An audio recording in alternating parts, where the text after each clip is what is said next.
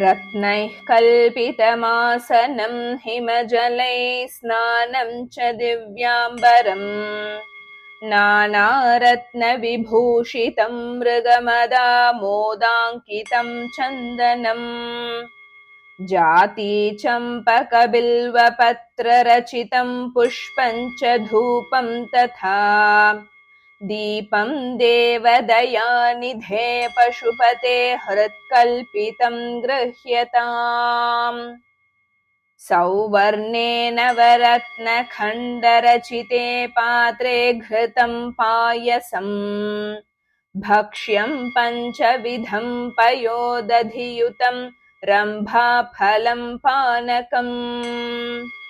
शाकानामयुतं जलं रुचिकरं कर्पूरखण्डोज्ज्वलम्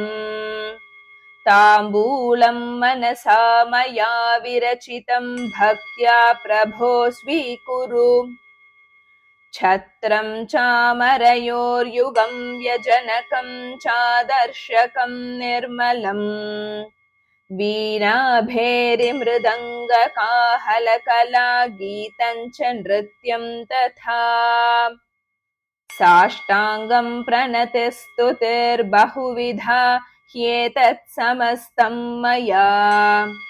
सङ्कल्पेन समर्पितं तव विभो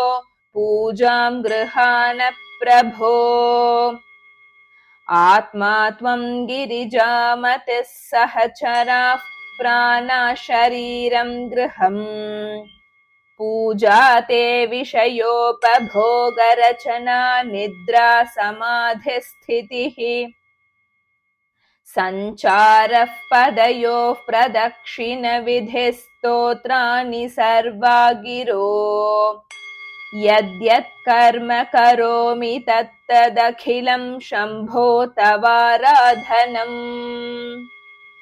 करचरणकृतं वा कायजं कर्मजं वा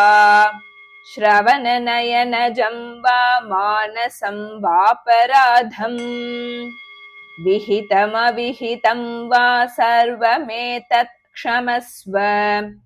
जय जय करुणाब्धे श्रीमहादेव शम्भो इति श्रीमद् शङ्कराचार्यकृतं श्री शिवमानसपूजास्तोत्रं